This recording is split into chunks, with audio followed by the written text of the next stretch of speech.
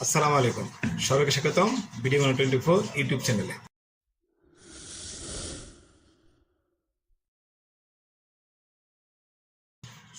সোনালী bank PLC যারা সম্মানিত গ্রাহক রয়েছেন তারা বিভিন্ন ডিজিটাল সার্ভিস নিয়ে থাকেন। তার ভিতরে অন্যতম ডিজিটাল সার্ভিস হচ্ছে সোনালী ওয়ালেট, যেটার মাধ্যমে গ্রাহক তার নিজের অ্যাকাউন্ট নিজেই পরিচালনা করে থাকে। তার জন্য কোনো স্টাফ বা ব্যাংকের সহযোগিতা প্রয়োজন ইনস্ট্যান্ট হয় না। যদি সমস্যা পড়েন সেই ক্ষেত্রে হয়তো ব্যাংকে যেতে হয় কিংবা কল সেন্টারে ফোন দিতে হয়। এই সমস্যা সমাধান নিয়ে অলরেডি আমরা দুইটা পর্ব করেছি, একটা প্রথম পর্ব আর একটা হচ্ছে দ্বিতীয় পর্ব। এই দুইটা পর্বতেই বেশ কিছু প্রশ্নের আমরা উত্তর দেওয়ার চেষ্টা করেছি। সোনালী ওয়ালেট বা সোনালী ব্যাংক নামে বিভিন্ন ফেসবুক গ্রুপ থেকে সেই প্রশ্নগুলো নেওয়া হয়েছে এবং আমি সেটা চেষ্টা করেছি সম্ভব কি উত্তর দেওয়া যেতে পারে। যেহেতু প্রশ্নের উত্তর পাওয়ার জন্য অনেক সময় দেখা যায় ফেসবুক গ্রুপে পোস্ট করা হয়, সেই পোস্টটা অ্যাপ্রুভ হতে হয় এবং কেউ না কেউ তাকে কমেন্ট করে উত্তর দিতে হয়। এবং সবসময় কিন্তু সবাই সঠিক উত্তর নাও দিতে পারেন, তাদের মন গড়ানোর সময় উত্তর চলে আসে, যেটা আমাদের কমেন্টগুলোতে দেখা যায়।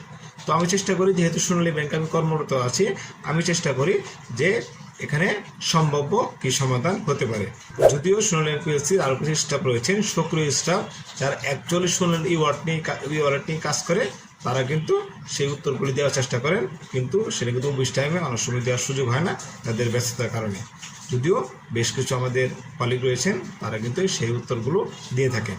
তো আমি as a employee of Sonali bank আমি চেষ্টা করি আপনাদের সমাধানগুলো এভাবেই দেওয়ার জন্য, যে আপনাকে যেন পোস্ট করে সমাধান না পেতে হয়। আমি চাইছি আপনারা ভিডিওগুলো দেখবেন, ভিডিওগুলো দেখলে এই সমস্ত সমস্যা যেহেতু কমনলি হয়ে থাকে, তাহলে আপনার ক্ষেত্রে যদি এই সমস্যাগুলি হয় তাহলে কিন্তু আপনার আর সময় নষ্ট হবে না।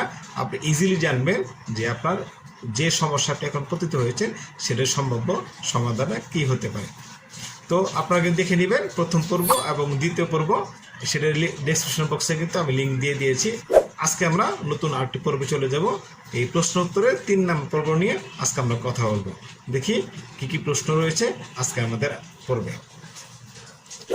একজন প্রশ্ন করেছেন সোনালী ওয়ালেট গ্রুপে এম রানা নামে একজন, সোনালী ওয়ালেটের মাধ্যমে এনপিএসবি করলে একদিনে একসাথে সর্বোচ্চ কত টাকা সেন্ড করা যায়?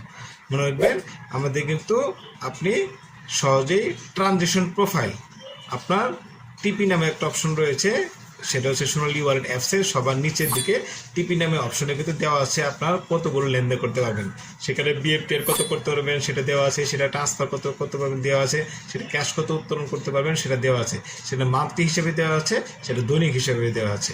তারপরেও যদি আপনি নাও দেখেন সেই টিপিটা, আপনার যতটুকু ট্রান্সফার করার দরকার আপনি সেটা ট্রাই করেন, এনপিএসবি করার চেষ্টা করেন যে আমার 2 লক্ষ টাকা বা 5 লক্ষ টাকা আমি ট্রান্সফার করবো, এনপিএসবি করবো। এনপিএসবি করতে গেলে যদি আপনি 5 লাখ প্রয়োজন হয় 5 লাখ করেন, কিন্তু যদি 5 লাখ আপনি ইনস্ট্যান্ট না করতে পারবেন, আপনাকে সেখানে শো করবে যে আপনার 5 লাখ সেটা আপনি করতে পারছেন না। তবে অনেক সময় দেখা যায় একসঙ্গে 3 লক্ষ টাকা কোনো একটা অপশন, যেমন বিএফ10 বলেন বা ক্যাশ বলেন, একসঙ্গে নাও হতে পারে, সে স্টেপ বাই স্টেপ হতে পারে। আপনি 10 লক্ষ টাকা দিনে ট্রান্সফার করা যায়, বুঝলাম, এই 10 লক্ষ টাকা কীভাবে করবেন তা 10 বার করেন।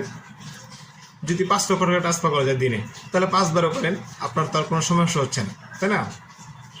আপনি শুধু অ্যাপসের মাধ্যমে সেই ট্রান্সফারটা করতে থাকবেন।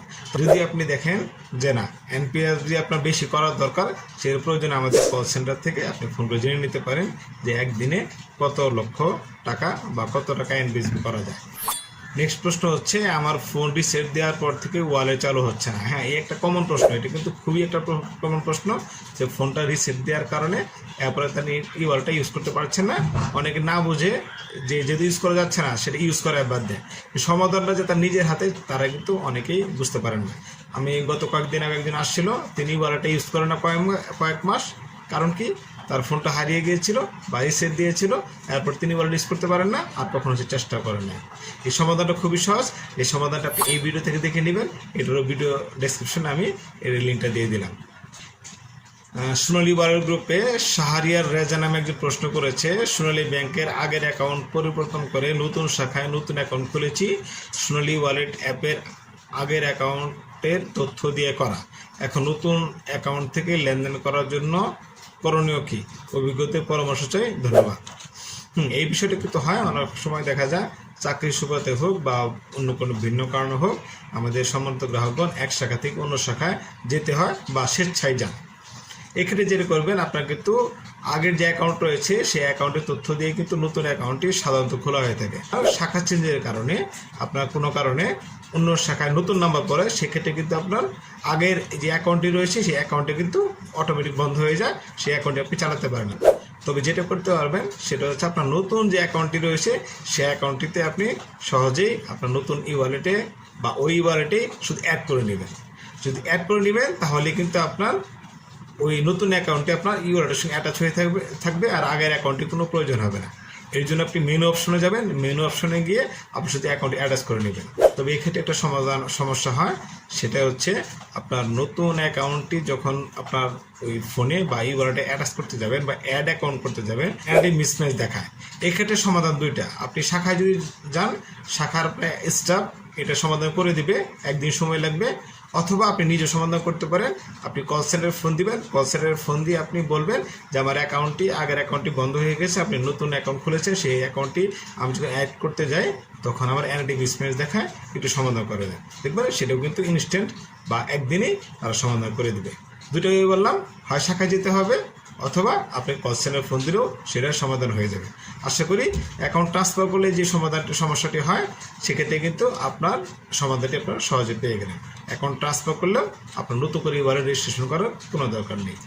পরবর্তী প্রশ্ন বলেছেন যে আমার সোনালী ওয়ালেটে ওটিপি আসছে না, কীভাবে সমাধান পেতে পারি? এটাও একটা কমন সমস্যা, আমিও সমস্যা করেছিলাম কিছুদিন আগে। আমার কোনো একটা অ্যাকাউন্টটিতে ওটিপি আসছে না বা আসছিল না।